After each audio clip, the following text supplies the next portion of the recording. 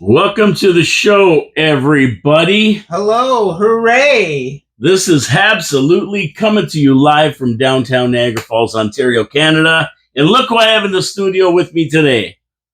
Ta-da! He's back, Jean-Louis Filion. Bonjour, mes amis. Welcome to HABSOLUTELY. I'm Paul K. Lemire. You probably see me every week, so you wonder, where's that guy that used to be with him, the guy that analyzes everything? This guy just gives his opinion. Yeah. Well, now he's back. So ask questions. Don't fool around, everybody. Okay. So John, you've been a couple of weeks away, but you were here a couple of weeks ago. I was here a couple of weeks ago. We had a good conversation. Exactly. So I don't see why everybody's all going crazy. John's back. He's back. He's got things he's got to do. Going crazy like a crazy train. Yeah, speaking of crazy trains, our guy Ozzy, you know what? I think he was wearing a Habs jersey. I saw him one time. Absolutely. How could he not? Well, he had the Habs jersey, but the number was 666. Yeah, the Habs jersey was 666 is the number because he was the Prince of Darkness. So he was a big Habs fan. I'd have to say that. I don't know. What else can I tell you, right? I got to say Ozzy Osbourne was a big Habs fan. Great dude. And, I'm going to miss him, man. He was part of our youth growing up, right? Black Sabbath, a huge band. I mean, like the heaviest band, really. Yeah, when you think about it and all the different songs he had.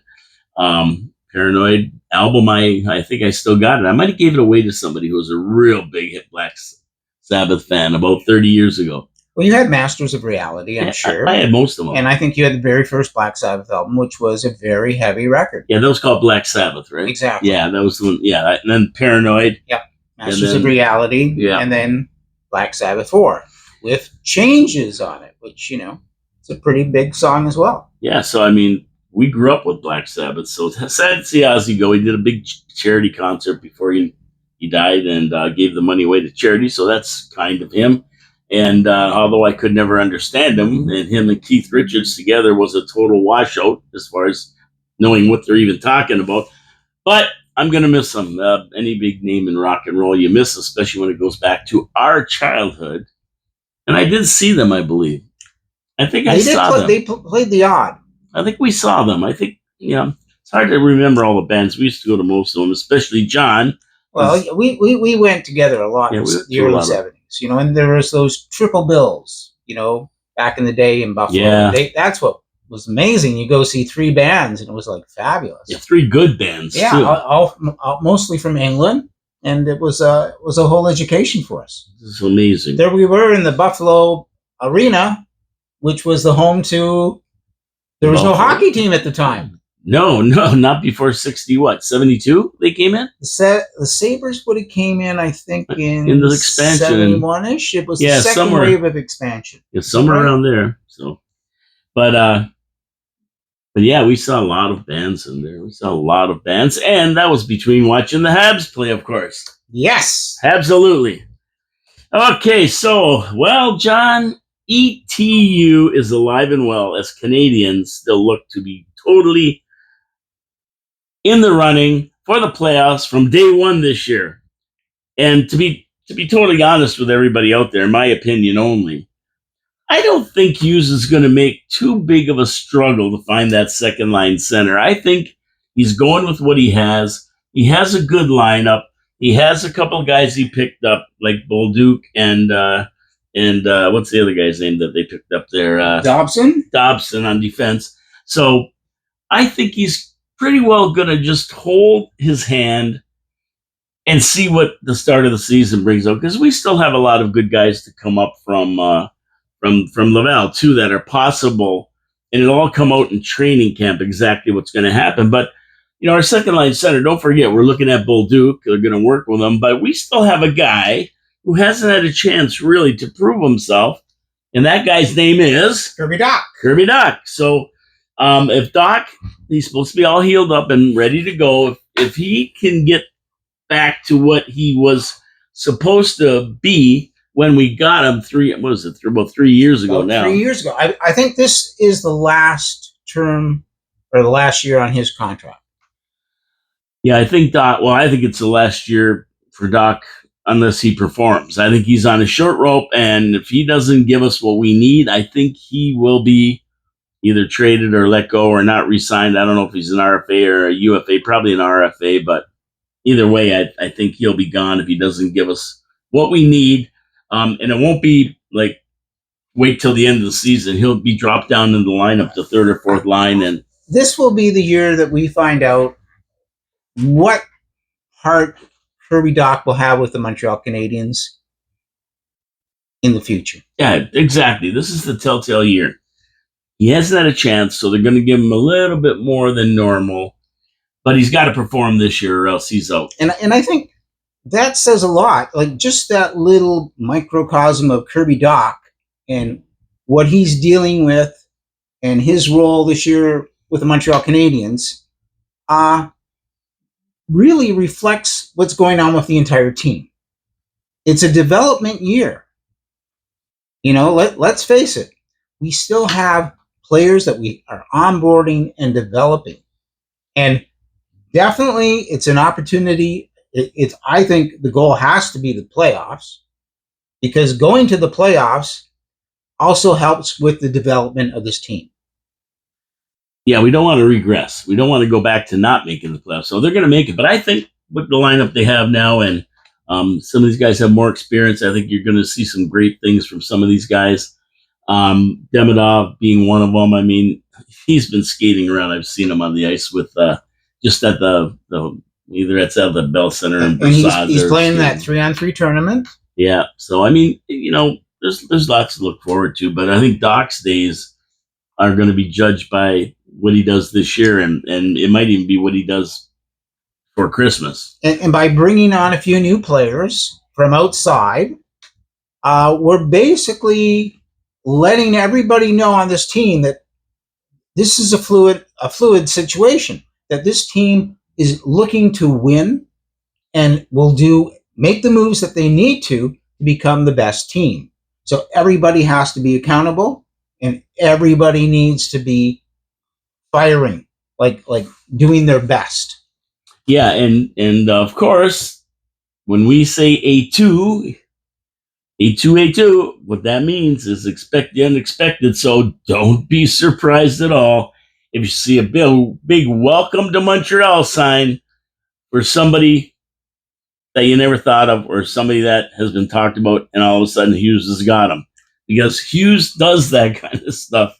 He plays. He's a player. He's really, I love what he does. I think Hughes now is looking for players that, if a player became available that could serve us well over maybe a 5-year period, I think Hughes is very interested. Yeah, and of course culture. I mean, like you said, right? Right. But if a player is available just for like 1 or 2 years, who's near the end of their career but could definitely contribute to somebody winning the Stanley Cup, I think we're backing onto that right now. Well, because we still have so much young talent that we need to develop to get to that level of being consistently for maybe 3-4 seasons or more a top 4 NHL elite team. Yeah, and we do have one big name out there all the time that's being talked about every day, and we'll talk about that later. But okay, viewer comments. Let's do a couple of comments. A new commenter at Rhino Burgoyne 8892. I don't see the Habs getting Kadri in his contract for another 4 when the guy is 35 years old. I'd rather the Habs build up their cap space for next summer in case Crosby moves on, or maybe McDavid moves on. Well, I think he's absolutely right about not being interested in someone who's 35 years old and bringing them into this culture right now. That's not where we're at, because we've still got 2 to 3 years of development, Well, Crosby's what, 30? I don't think Crosby, as much as, everybody would kind of like to have maybe one of the best players ever in Canadian hockey history skate for the Habs, I doubt if that's going to happen. Everybody keeps talking about it, but you know what? I talked about this last week, and today's the day. Like people said, Gretzky's never leaving Edmonton. Whoops, he's in LA building that team. Players get shifted around today. It's business, so who knows? But I know Kiprios. He's a big thing. He said bye after the Olympic break. Crosby will be a Montreal Canadian. Well, that's really interesting, but I kind of think that who was the guy that we picked up from Chicago? A guy named Denny Savard. Denny Savard. Like for so many years when Denny Savard was like leading Chicago, we were like, wouldn't it have been nice if we had Denny Savard playing for the Montreal Canadiens for those years? And then we finally did get an opportunity to bring in Denny Savard at the end of his career. And I think he played 2 seasons for us, if I'm not mistaken. And I think on the second season, we made a run and we actually won the Stanley Cup, probably from a guy named Wayne Gretzky.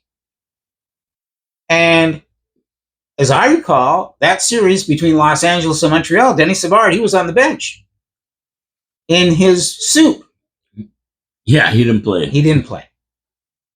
So as much as it was nice for us to get Denny Savard for the end of his career, for him to win a cup with the Montreal Canadiens, French Canadian, he really didn't make the contribution I think that we expected he would for us when we acquired him that year or 2 years before that Stanley Cup win. True and enough. I kind of think that might be the situation with Sid the Kid, if we were to bring him on. Yeah, I can't see McDavid for sure. He ain't coming to Montreal. I mean, McDavid, now that's a whole different acquisition because McDavid has another 8 years at least. So who are you going to in the NHL? You give up for McDavid? Well, if you're going to give up a lot of your team. First line. You're going to give up a lot of your team. Absolutely. Yeah, like I don't see that's why you're acquiring assets like crazy. Yeah. Kadri, I could see him coming over, and I don't know if he'll sign 4 years. I think age is the question. Yeah, I'd love for him. He had a hell of a year last year. He's been playing great hockey all the way through. And he's a center. He can be a second line center. He played great hockey in Toronto. Mm-hmm. But he won a Stanley Cup in Colorado. He didn't fit into the Toronto culture. Well, not that anybody would, really. Well, he took a couple of bad penalties, and he was gone after that. He won a Stanley Cup with Colorado. I mean, he had a good year last year. He's a second-line center. He would fit. I don't know what his attitude is like now. He seemed to be a rabble-rouser before, but maybe now he's settled down a little bit. Well, he's gotten older. He's in the same kind of vein as our buddy... Marchand. No, I'm thinking, our buddy Gallagher. Oh, Gallagher. He's like Gallagher, yeah. He's like, yeah, I want to last a few more years, so I got to take care of my body. I think actually Kadri too has a bit of a maybe problem with concussion. Oh well, yeah, I don't know about that, but I do know that he has a problem with penalties sometimes. But he seems to be getting better. Now he's 35, so he's probably settled down a bit. He still has something to offer if you get him cheap enough. He probably wouldn't be bad for a couple of years, but I wouldn't sign him long term at 35. I can only see a team in the top 4 now, considering Nelson Kadri if there was a need. Yeah, and like I say, these are the kind of things Hughes looks at.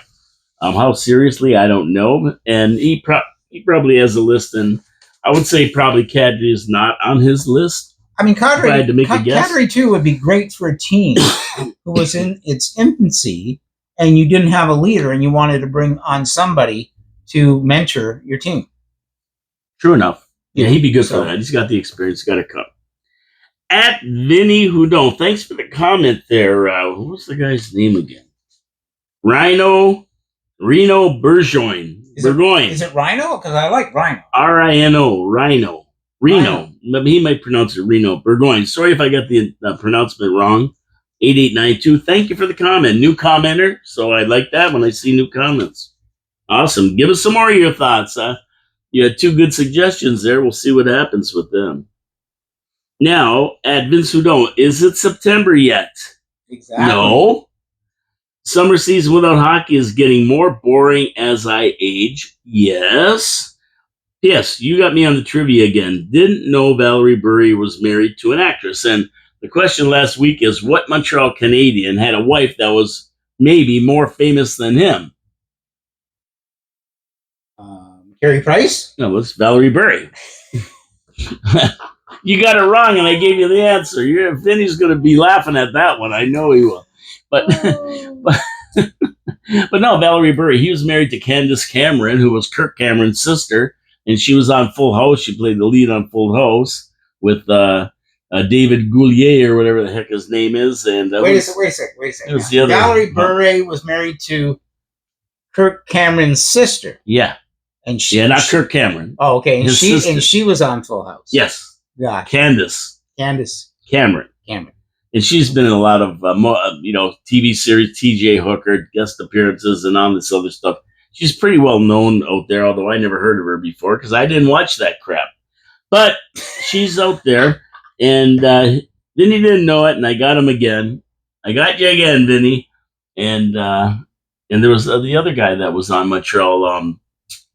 What the heck was his name? I mentioned him too. Brandon Prest.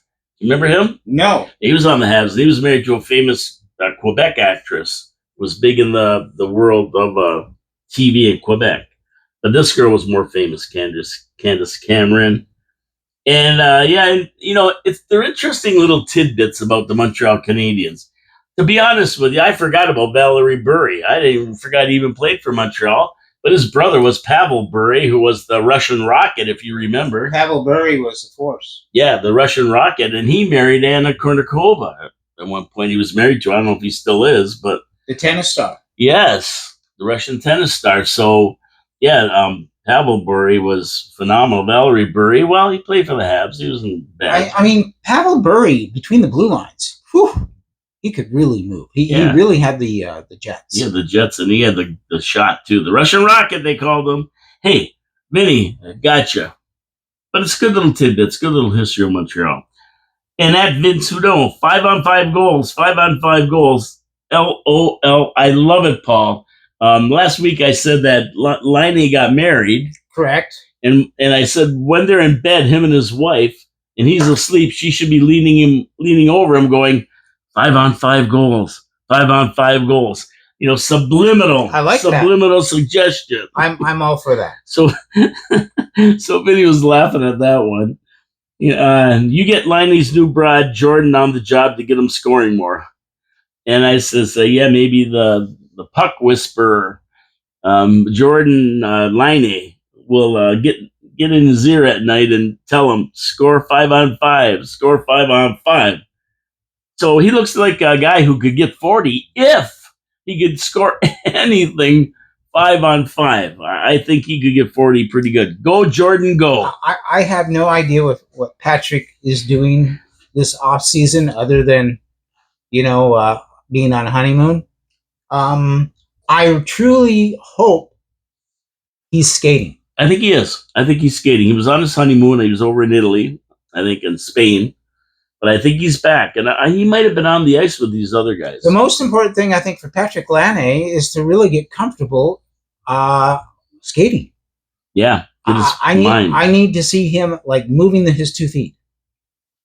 All the time. And I think once he gets back into that groove of the way he played the first 3 years he was in the NHL, look out. It'll all just come. Yeah, me too. And I hope she's saying 5-on-5. 5-on-5. 1-on-1 is nice when you're in the bedroom, but 5-on-5.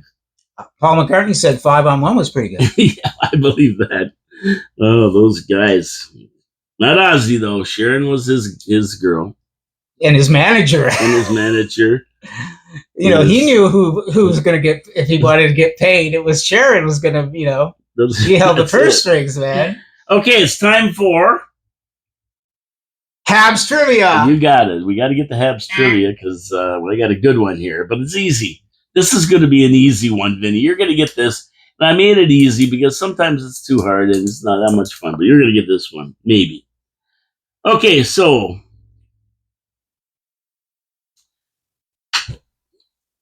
the Habs have had some great coaches over the years. Right? Truly.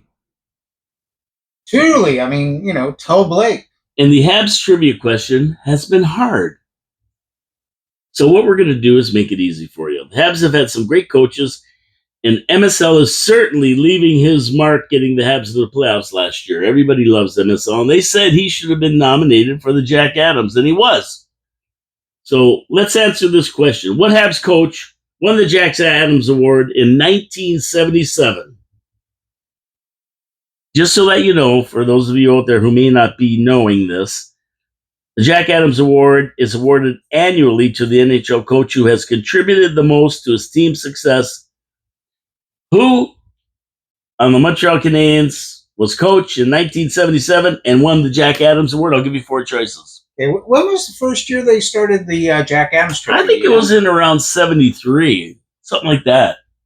The Jack Adams. It wasn't like way back in the 20s and 30s. Number 1, I'll give you 4 choices. And who was Jack Adams?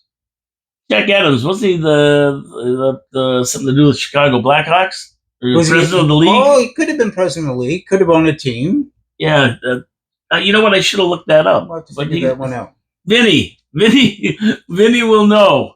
But I think didn't he own Chicago Blackhawks? There was a big thing with Chicago Blackhawks, Jack Adams. Was he the president of the league at one time? Okay.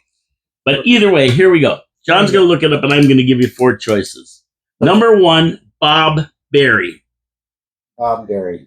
Number 2, Claude Ruel. We all remember Claude Ruel, that little short guy with the puffy face. Big eyes. Don't think so. Claude Julien, number 3. And we remember Claude Julien, that's for sure. Everybody remembers him, the Michelin Man. No? Don't think so. He coached Boston from Montreal. He went to Boston. Claude Julien. And number 4, Scotty Bowman. Well, that's who I'm thinking. Now, again, like I said 2 weeks ago, the logical answer, like you're saying 1978, I think? 77. 77. I mean, Scotty Bowman, didn't he win like 5 cups with the Canadiens back then, I think? Like, that's his era of coaching. Am I 1977, am I missing something maybe? Maybe he was sick for a year. Maybe that was the year he left. I don't think so. I think he did that run with the Habs. So I got to go with Scotty Bowman. But if you tell me, who was the first guy you said? Bob Berry. If you tell me it was Bob Berry, it won't surprise me. Okay? But I have to go with Scotty Bowman. Okay, I'm going to give the 4 again for everybody. Bob Berry. Number 2, Claude Ruel, Claude Julien, or Scotty Bowman, who won the Jack Adams Award in 1977. That was coach of the Habs. Coach wins the Jack Adams Award. Okay, correct answer is the obvious answer, really. Scotty Bowman. Yeah. And of course, he was the coach of that team that won 4 cups in a row, one of which was tagged perhaps as one of the greatest hockey teams in the history of the NHL. Well, let's just say it now. It was the greatest hockey team in the history of the NHL. I think so. Let's not, beat around the bush. I think it was. I would say that. Yeah. And that's the year they won. What did they lose? 10 games or 8 games? I think 8 games, and they won every game at home. Yeah, that was the best team ever in the NHL. Yep. Now, who was in goal? Who was in goal? That was Dryden. Exactly. It was the best team ever in the NHL. Yeah. Like, come on.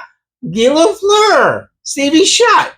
There's no questions to be asked. Savard. Like, the list goes on and on. Robinson, Gainey. I mean, yeah. How could you ever think that this was not the best team ever in the NHL? Wasn't Cornway on that team? Yeah. Everybody was there. The mayor, maybe? Yes. Who's the GM? Savard. Yeah, I mean, they're all there. Best team ever.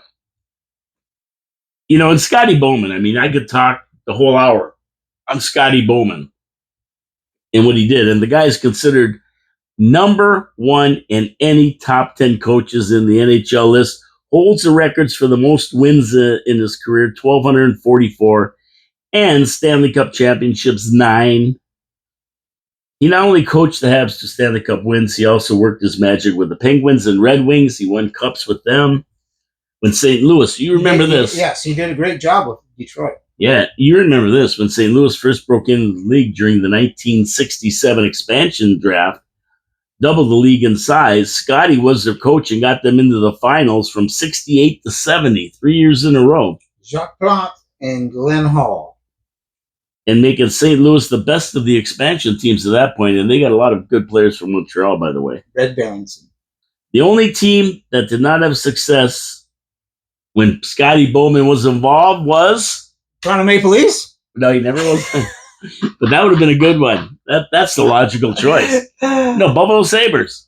He ran the Buffalo Sabres and was terrible. They never did anything, and they still haven't. Well, they are in Buffalo. Yep, and I don't think that surprises anybody. No disrespect to the city or the team. So that's Scotty Bowman. He's the guy who won the Jack Adams Award for the best coach in the NHL, most valuable coach to his team in the 1977 season. And guess what?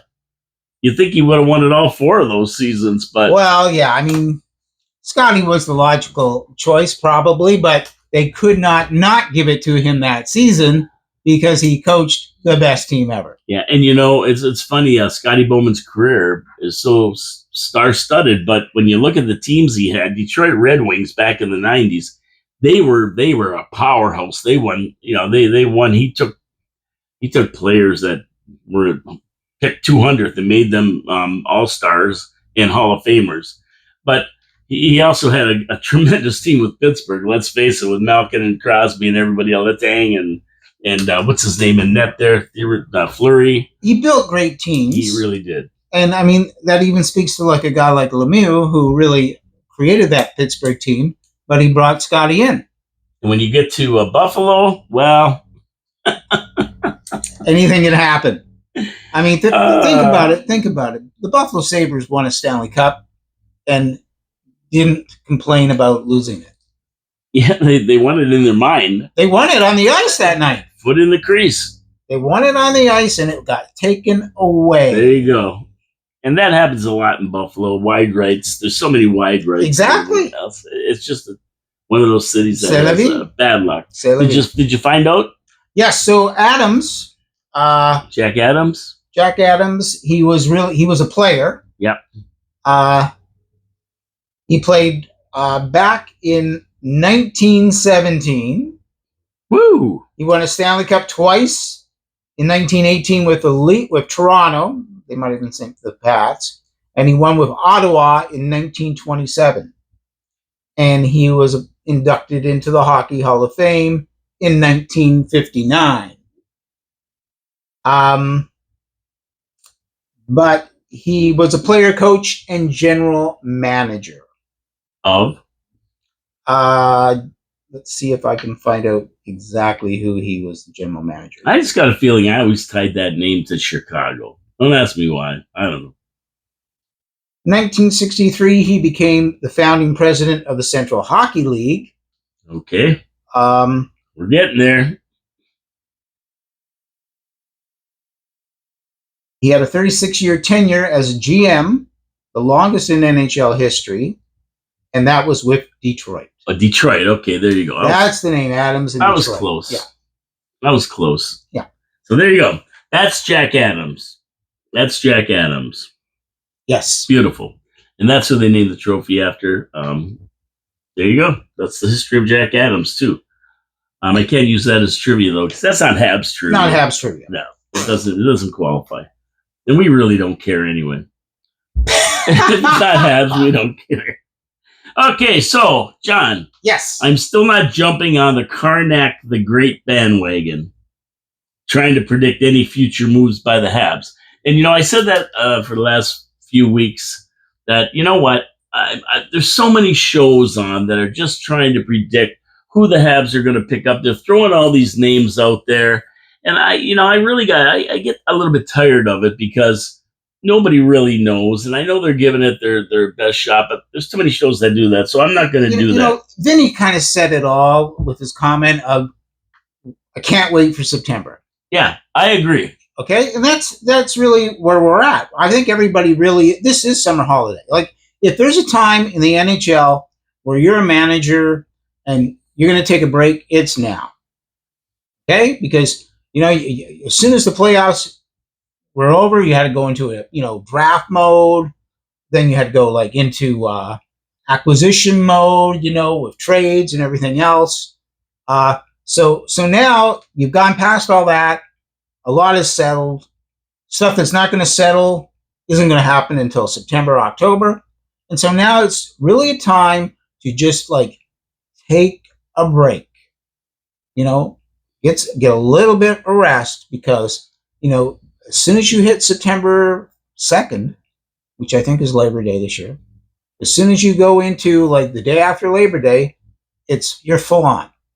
Yeah, that's it. You're ready to go. You've got the prospect challenge, then you've got the preseason, and then bang, you're into the NHL schedule. And you got players hanging around, wanting to know this, wanting to know that. You're going to go into the physicals. You got guys who are now starting to seriously train because they know, like, this is it. It's do or die.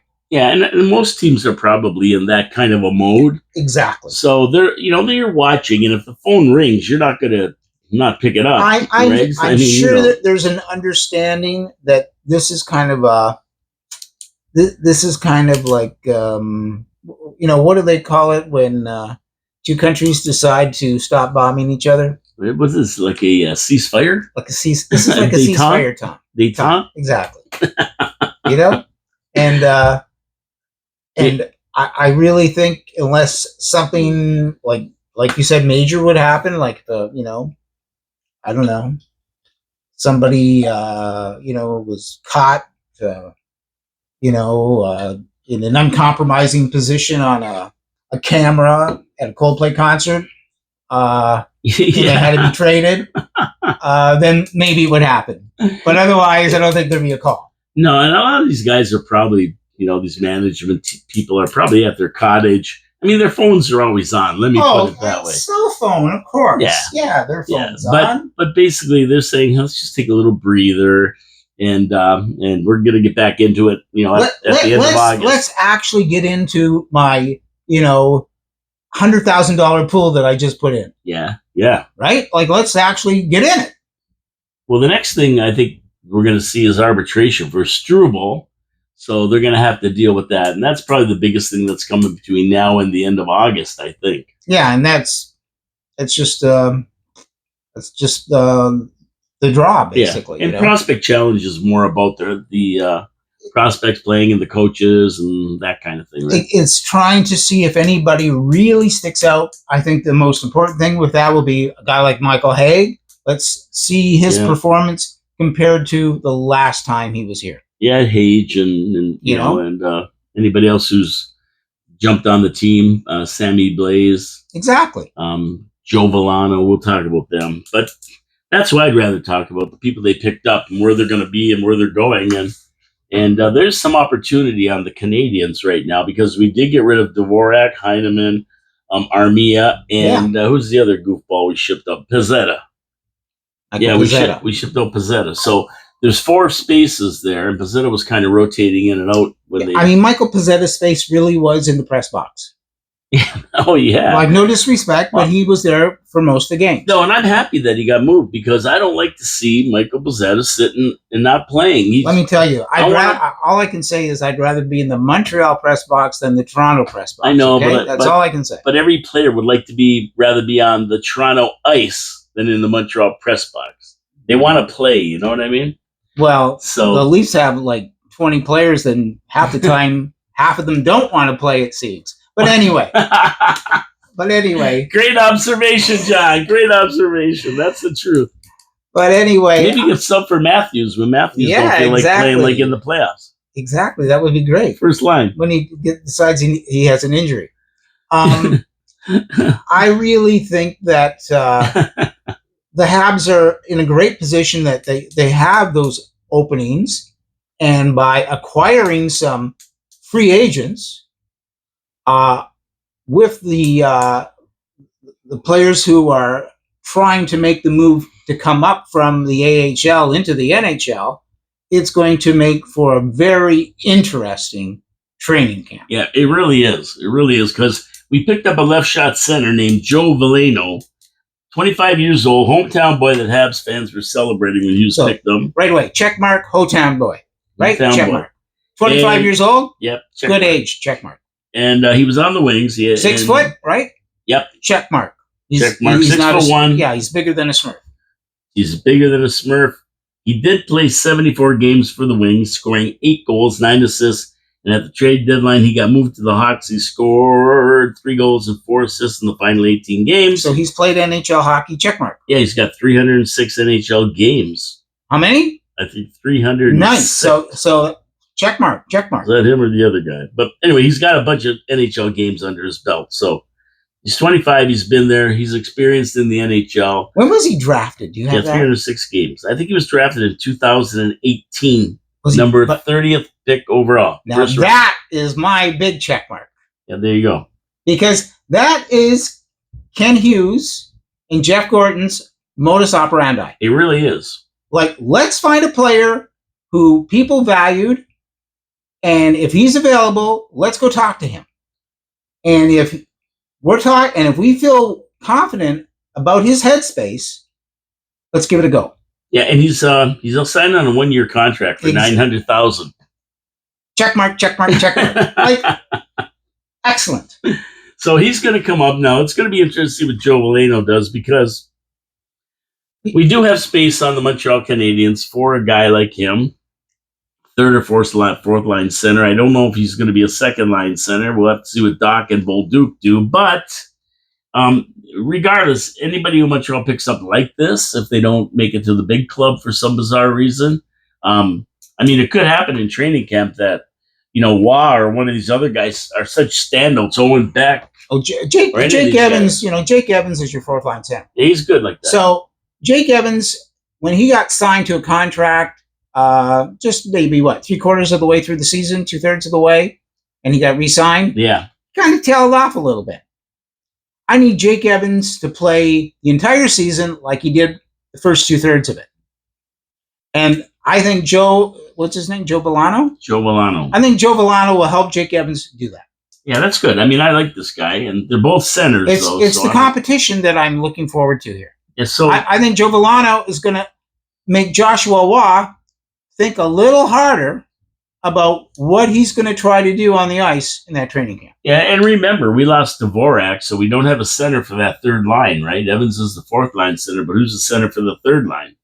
Absolutely. So you've got a couple guys that are going to be... And you've got a guy like Owen Beck who played 22 games last year for the Habs. Yes, he's played. He's been up. And is he ready to make the jump? Or is this going to help him make the jump? Is this going to inspire him to make the jump? And that goes right back to your training camp. Who's going to stand out?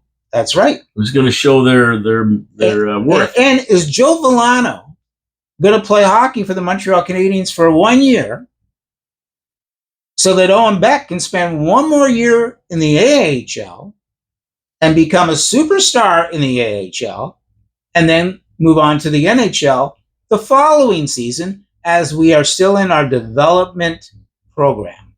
That's a good question. Obviously, for this third and fourth line, whoever performs the best is probably going to get the start at the beginning of the season, and then they'll work their way through and see if somebody's really putting on a show in the AHL.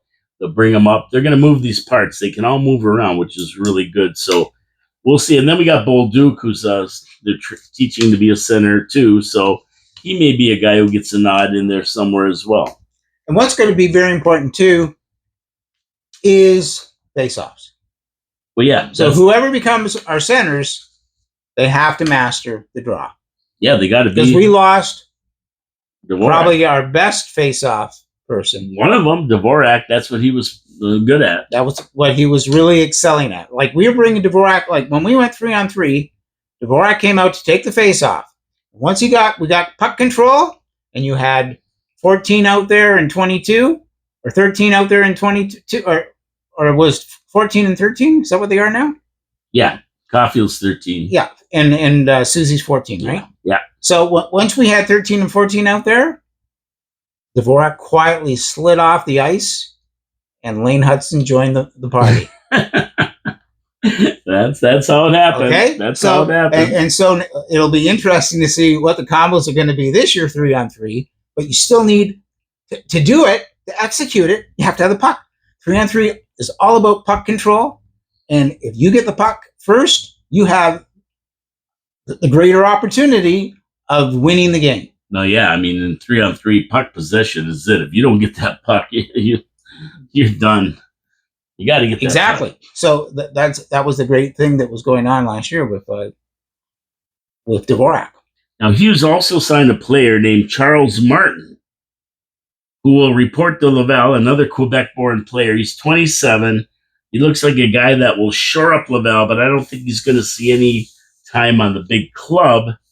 I think for a guy like him, 27 years old and a journeyman in the ECHL and AHL, I think what you're going to see from him is staying with Laval. But you know what? It's really important that we have a decent team in Laval, too, because we have to have players there. Don't forget that. And we got the battling goaltenders here because we got Sammy and we've got Dobish, and then we've got Fowler and we got Kaapo Kakkonen now. That's the key. Right? Kaapo. So who's going to be the backup to Monty? Is it going to be Kaapo Kakkonen? That's going to be the key. Or is it going to be Dobish? And here we go again, because Fowler's going to start in the AHL because he's the guy who's going to be coming up at some point. Fowler could be the goaltender of the future, and we're only going to find out by him playing games. And a lot of people have said that if there's an injury or something, you just might see Fowler come up for a few games. I kind of think if there's an injury, depending on where Kaapo is in this game, if Kaapo is backing up Fowler, Kaapo's coming up as a backup. Well, they won't take Fowler out of. You want to give him the ice. Yeah. You want to give him the ice. Yeah, you don't want him sitting on the bench. You want to give him the ice. So, and Kaapo's great because he's an NHL goaltender. He's perfect to be the backup. Yeah, he is. He has got experience. He can get in there and win games. Jake Allen was a really good backup goaltender, too. Absolutely. Yeah. Jake Allen was if they had if you went to the Montreal, if you went to the Bell Center, right? And they had a wall of the Montreal Canadian Wall of Fame, right? Okay. They had another wall that were the Montreal Canadian Saints. Jake Allen would be one of the Saints because he's really not part of their Hall of Fame, but he was a Saint because whatever they asked him to do, he did. Yes, and he supported that team. He was the Saint. He was the best. He was the Saint. He was the best. He was the Saint. So let's take a look now that we've talked about them few players. Let's take a look at the first 20 games. Because the first 20 games I always use as a barometer. And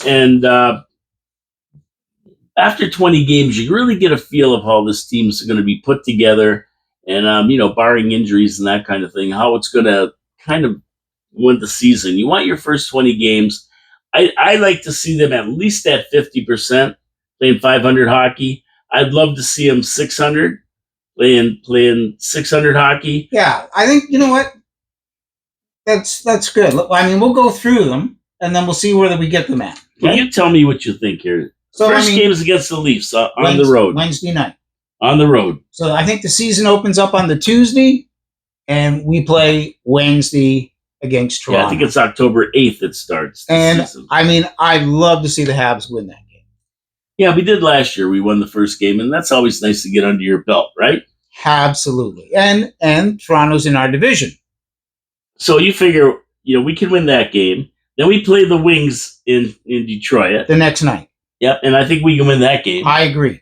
Then we play Chicago. I know we can win that game. And that's on the Saturday night. Yep, that's on the Saturday. Then we come home. Just as long as there's not too much deep dish pizza. Yeah. Friday night. And then we come home and we host our first home game against the Kraken. Quacken. So I think we can win that game. Then we got the Predators. We can win that. Then we got the Rangers. We can win that. Wow, we won 6 games so far. And then we got the Sabres. We're 6-0, 7-0. And the Flames, they didn't make the playoffs last year. We can beat them. 8-0 We got to play them in Flameland, in Calgary. Then we hit the Oilers, and it's the next night in Edmonton. So okay, we're 8-1. Yeah, we have a bad schedule this year because we have 16 back-to-back games. Well, I think you know what I think a lot of teams are going to have that because of the Olympics. Yeah, so it's a terrible schedule. So it's a terrible schedule for everybody. So Oilers, that's going to be a tough one. But then we go to Canucks. We should beat them. Kraken again. Yep. Holy Kraken, Batman, we could beat them. Then the Senators, well, that's going to be a little bit of a game. I mean, Senators are always a game when they play Montreal. Yeah, and that's a lengthy road trip, okay? So you're on the road from Wednesday, Thursday, Saturday, Tuesday, and then at least when they play Ottawa, they got a break, actually. So Wednesday, Thursday, Friday, Saturday, so they get a 3-day break, so that's not so bad. Yeah, then we play Senators and Flyers. We should be able to beat them. Yep, at home on the Tuesday. Then we go to New Jersey and the Devils. We should be able to beat them. Then we play at home against Utah Mammoth. Should be able to beat them. The Utah Redskins? Utah Mammoth. No, Washington's bringing back the Redskins. But not Washington, not the Washington Capitals, the football team. They're bringing back the Redskins. I love it. Utah Mammoth. The Mammoth. The Utah Mammoth. We should be able to beat them. They settled in the United States in 1786, right? Yes. The Mammoths. And then the legendary Kings, Los Angeles Kings. They were related to the Flintstones. They're no good neither. We could beat them. And the Stars, Dallas Stars, that's going to be a tough game. The Bruins, no problem. They're not going anywhere this year. I think you're telling me we're going to the Stanley Cup final. And Columbus Blue Stars, or whatever they're called. No, we can beat them too. Caps. It sounds like we're going to the Stanley Cup finals. It sounds like it. And because we've only lost one game so far, I think, to Edmonton. And the Caps are on the at home, and we can't hear them. And then we have anything. And then we have somebody yelling in the window at us. They don't understand we're on the air. We're on the air. Well, whatever. I don't know. I don't know who you are. Nice to meet you. Who is it? I have no idea. What's she saying? I can't hear you. I can't hear you. I can't hear you. We're doing a show at the moment. Jeez, what's the matter we're on with the these air. People? It's live. Oh man. So anyway, so the Caps. We're winning a lot of games. Well, I think we could win all these 20 games. We could probably win maybe 17 or 18 games when it's all said and done. Now, what's this? I think we could easily. Well, I mean, that's really big to be 18-2. I wish I could turn the camera. This lady's out there yelling at us. She must be a Leaf fan. I think she's upset with what we've been saying. What you said about the Leafs, she got upset about. She's yelling in the window at us. I mean, to be 18-2 would be ridiculously great. I think, I don't know if we're going to go 18 or 2, but we got 11 home games, 9 road games, and if I look at this... So 11 home games, 9 road games. I'd like to win all 11 games, obviously, but you know what? There's no reason why they couldn't be somewhere between 13 and 15. Yeah, and so 12 is 60% of 20.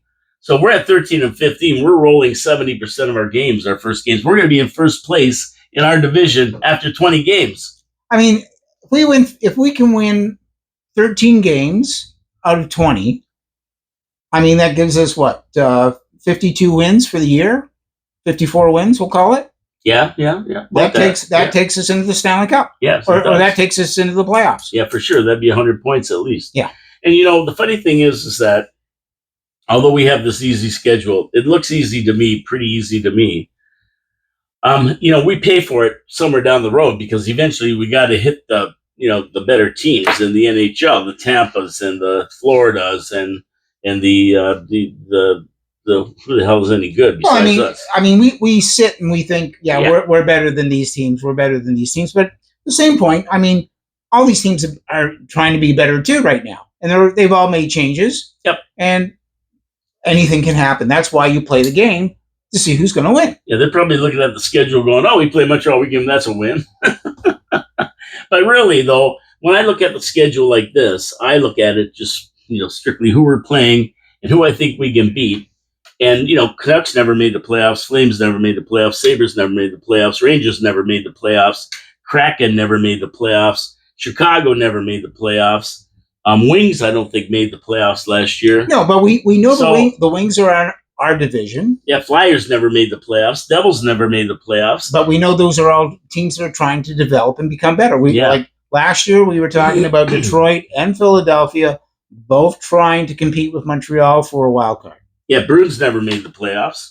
Same with Buffalo. We were talking about them being a wild card opportunity. Yeah, so when I look at the first 20, I'm saying this really isn't that difficult of a schedule to start the season, other than the back-to-backs. They're a little bit tougher. So there's opportunity. I like that. There is, to me, the league is really getting closer and closer to parity, which is great. Yeah, I'm calling the games in January, in December and January this year. I usually have a nickname for them, but this time I'm calling them the Fantastic 15, because we have 11 out of 15 games on the road in those 2 months. Wow. And we also have 9 out of the 16 back-to-backs in December and January during those 2 months.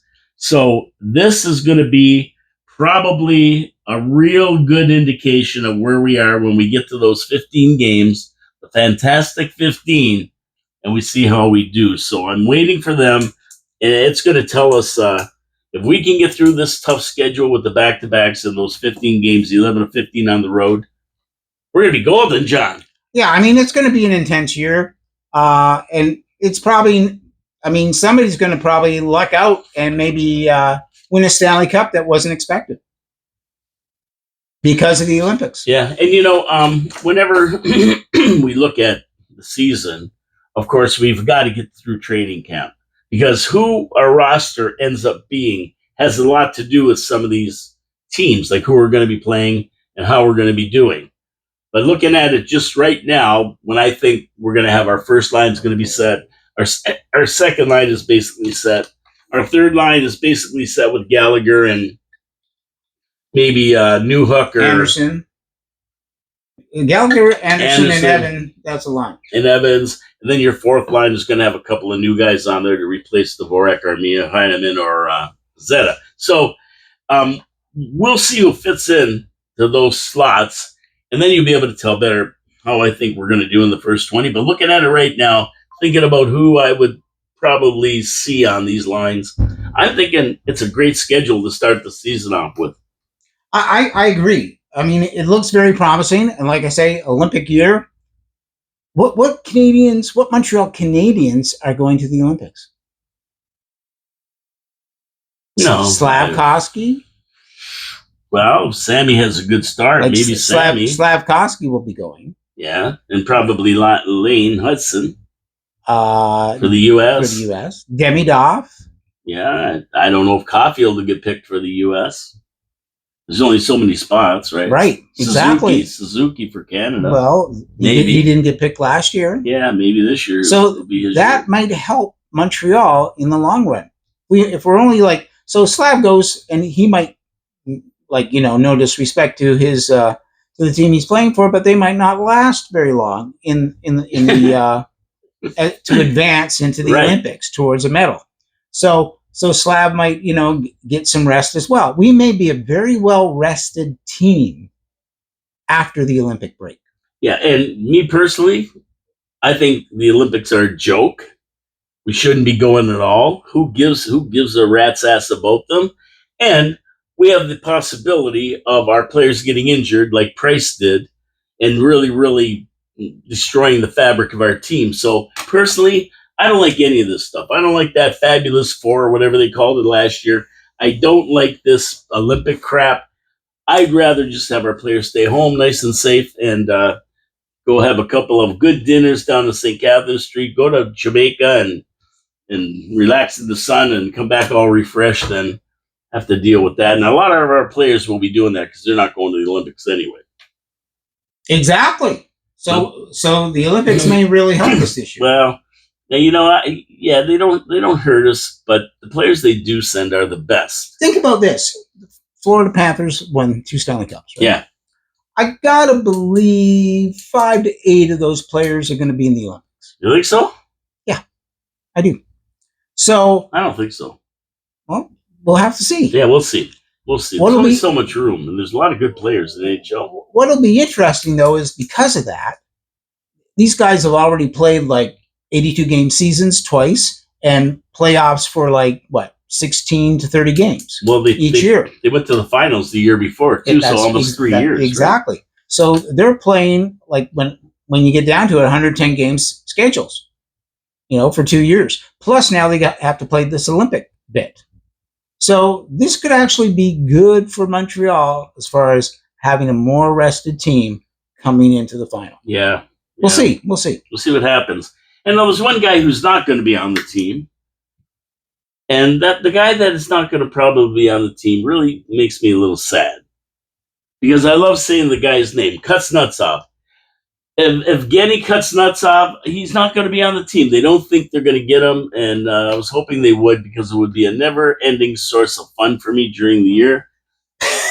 And saying that name, and talking about the adventures of Evgeny Kuznetsov, but now he's probably not going to make the team. They're not going to pick him up. So and that should tell everyone that Montreal is still in the rebuild. The other rumor I heard is that Cooley might be coming over.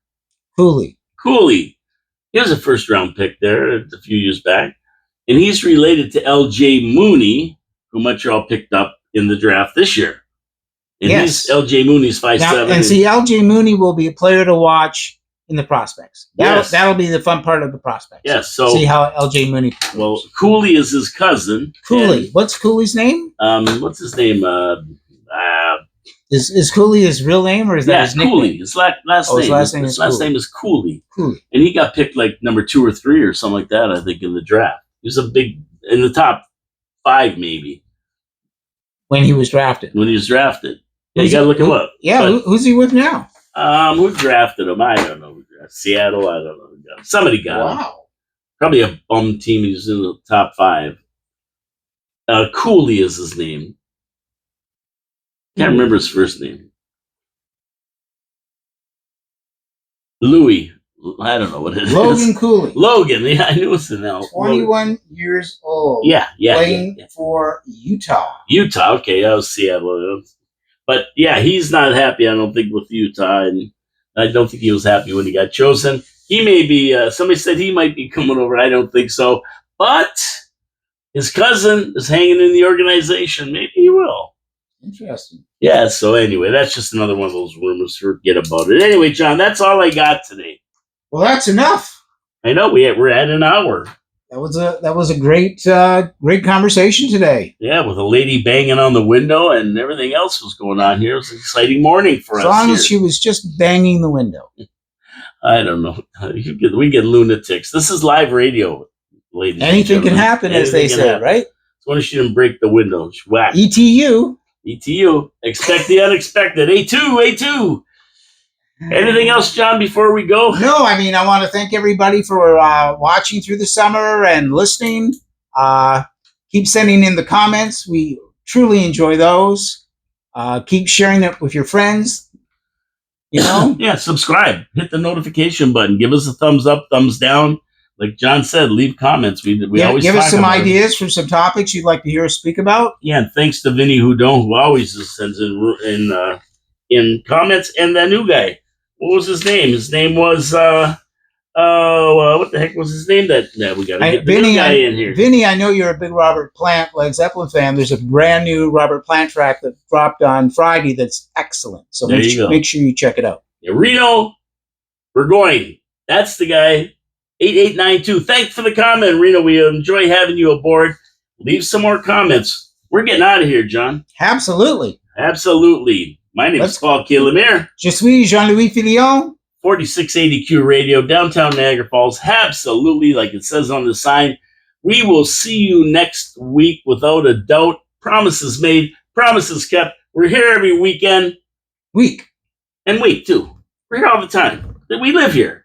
That's why that lady was yelling. She wanted in. She wanted to rent an apartment from us. Ciao. Have a good week, you guys. We'll see you next Wednesday. God bless you all.